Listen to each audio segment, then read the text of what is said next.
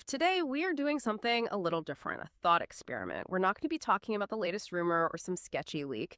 Instead, we are going to use pure historical analysis to project the future of, well, a flagship product, the speculated iPhone 18. And I want to be crystal clear about our mission here. This isn't just guesswork, it's a deep dive into systematic patterns. We're looking at Apple's known, very methodical approach to hardware, their long-term vision, and using that their own history as the best predictor for where they'll be in 2 generations. Exactly. And that's the knowledge shortcut you're here for, right? If you just look at the last decade, I mean, think about the jump from the iPhone X all the way to the 15 Pro Max. You notice something really crucial.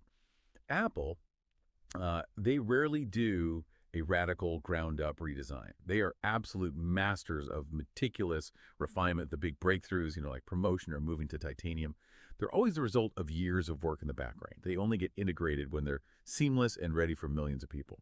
So understanding that slow, steady rhythm is the key. It's how we can logically predict what the iPhone 18 will look like, feel like, and maybe most importantly, what it will let you do. Okay, let's start with the most obvious thing, the part you look at all day, the display.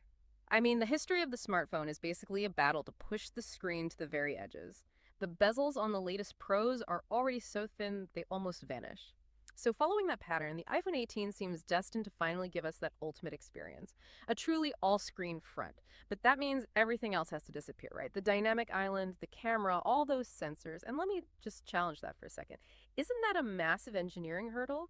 We've seen other companies try under-display cameras and, well, the quality is often pretty bad. Washed out, soft images. Are we sure Apple wouldn't just go for a tiny punch hole to keep their photo quality up? That is the essential friction point.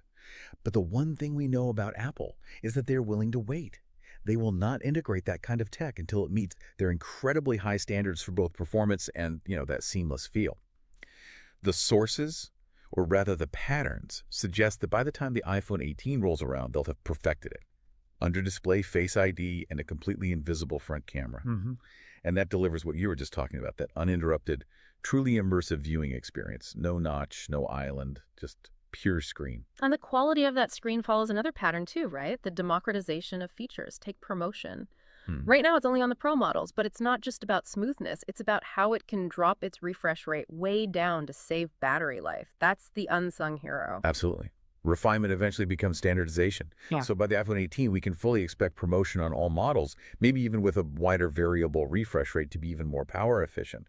And at the same time, peak brightness, color accuracy, all of that will keep marching upwards for better HDR video. It'll just pop. Okay, so let's talk about the engine that drives all of that.